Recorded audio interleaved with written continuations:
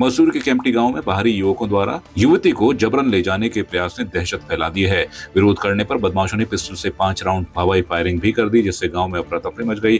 ग्रामीणों ने साहस दिखाते हुए 2 बदमाशों को पकड़ लिया और पुलिस को सूचना दी। मौके पर केम्प्टी और मसूरी पुलिस पहुंची और घायलों को जिला चिकित्सालय ले जाया गया, जहां से उन्हें दून मेडिकल कॉलेज रेफर किया गया। इस झड़प में केम्प्टी पुलिस का एक एसआई भी घायल हुआ है। पुलिस ने 2 वाहन जब्त कर लिए हैं और 5-6 संदिग्ध हिरासत में हैं। पकड़े गए बदमाशों की पहचान हापुड़ और अमृतसर के रहने वाले युवकों के रूप में हुई है। घटना के बाद गांव में तनाव है और पुलिस ने अतिरिक्त बल तैनात कर दिया है।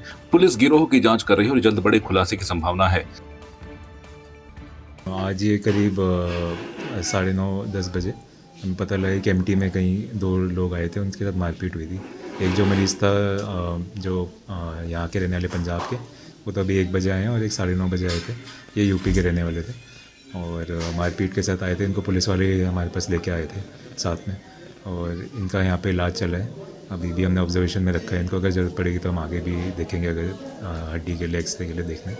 बाकी इनके अलावा ऑब्जर्वेशन में रखा है। 2 पुलिस वाले भी हमारे पास आए थे, 2-3, और उन्होंने भी हमें बताया कि ये सब बचाने के चक्कर में उनको भी चोट लगी है, तो उनको भी हम इलाज कर रहे हैं। उनका भी इलाज करके हमने ऑब्जर्वेशन में रखा है। सूचना मिली थी हमें मॉर्निंग में कि कुछ लड़ाई झगड़े की शिकायत मिली थी। सूचना पे हम लोग जो है नज़दीक होने की वजह से हम लोग गए थे।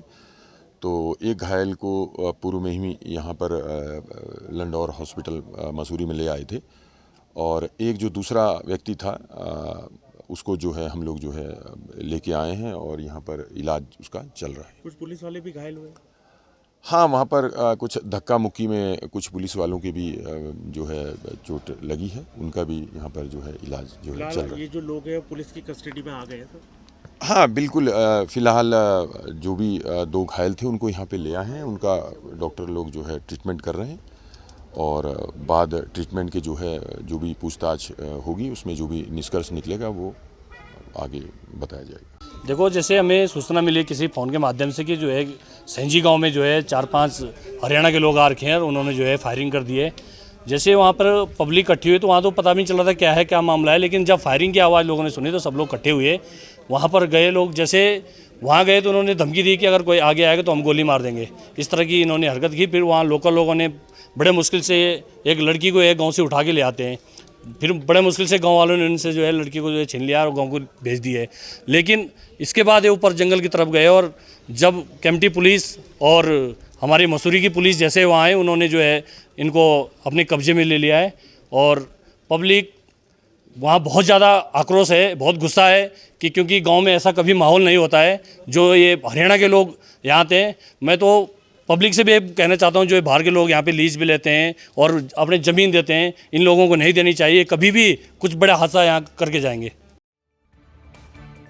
मसूरी से देहरादून लौटते वक्त रविवार दोपहर एक बड़ा हादसा होते होते टल गया। सिल्वर बलिनो कार अनियंत्रित होकर करीब 50 मीटर गहरी खाई में जा गिरी। हादसा इतना भयंकर था कि कार के परखच्चे उड़ गए, लेकिन पुलिस की तत्परता से 28 वर्षीय युवक की जान बच गई। सूचना मिलते ही कोलूखेत पुलिस इंचार्ज महिपाल रावत के नेतृत्व में टीम मौके पर पहुंची। स्थानीय लोगों की मदद से युवक को खाई से निकालकर 108 एम्बुलेंस से देहरादून भेजा गया। घायल की पहचान पंकज मेहता निवासी श्यामपुर प्रेमनगर के रूप में हुई है, जिसके सिर में गंभीर चोटें आई हैं। पुलिस ने लोगों से अपील की है कि पहाड़ी मार्गों पर वाहन चलाते समय सावधानी बरतें।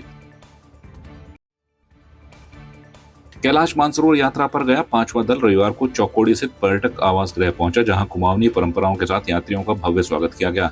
महिलाओं और बच्चों ने छोड़ा चांचरी समेत रंगारंग सांस्कृतिक कार्यक्रम प्रस्तुत किए। लाइजनिंग ऑफिसर और आईजी आईटीबीपी मनु महाराज ने बताया कि यात्रा के दौरान चीन की ओर से सभी सुविधाएं बेहतर थी और अधिकारियों का व्यवहार संतोषजनक रहा।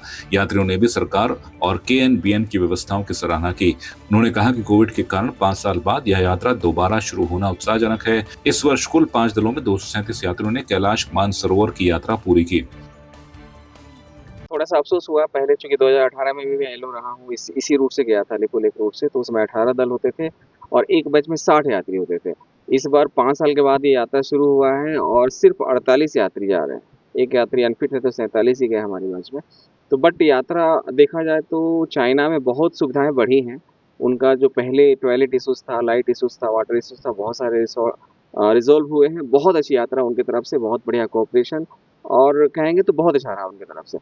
मैंने रिक्वेस्ट की है उनके तरफ से, ये अपने गवर्नमेंट की तरफ से और इंडियन यात्री की तरफ से कि कम से कम 18 बैच फिर से दें हमें अगले साल से और सभी में 60 यात्री दें, तो हमें बहुत लोगों को अपॉर्चुनिटी मिलेगी और मैं एमईए से रिक्वेस्ट ये फिर से करूँगा कि ये जो धारचूला ऑनवर्ड्स पहले जो पैदल यात्रा था ट्रैकिंग वाला वो फिर से शुरू करें, क्योंकि रास्ता बहुत ही ख़राब है। खास करके एक घसकू क्षेत्र है, एक एला घाट है, दोनों में बहुत सारी लैंडस्लाइड्स होती हैं। तो मैं उनसे रिक्वेस्ट करूँगा कि ऐसा करें। बाकी केएमबीएन और आईटीबीपी हमेशा फैमिली की तरह रही है पूरी यात्रा के दौरान, तो उनको भी बहुत बहुत धन्यवाद बोलूँगा। सर बहुत 5-1 वर्षों बाद कैलाश मानसरोवर यात्रा का पर्यटक आवासगृह चौकुड़ी में आगमन हुआ। इससे पहले 4 दल हमारे वहाँ आ चुके थे। चारों दलों का हमने कुमाऊनी संस्कृति के हिसाब से झोला चांचरी लगा के और नन्हे मुन्ने बच्चों द्वारा सांस्कृतिक प्रोग्राम करके यात्रियों का स्वागत किया गया था। यात्रियों के स्वागत में छोटे बच्चों द्वारा पुष्प वर्षा करी गई थी।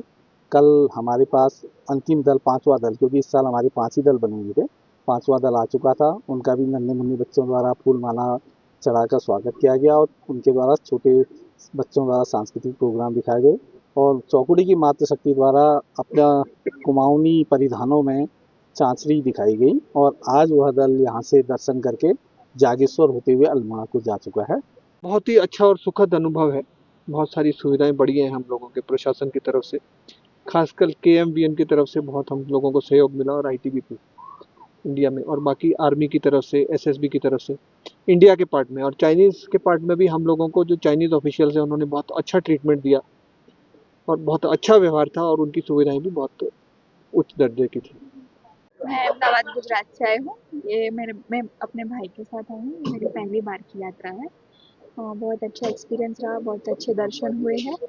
केएमबीएन ने बहुत अच्छा संभाला है हम सबको, उन्होंने अच्छी तरीके से पूरी व्यवस्था सब करवाई। आपकी इस पर क्या राय है, हमें कमेंट कर जरूर बताएं।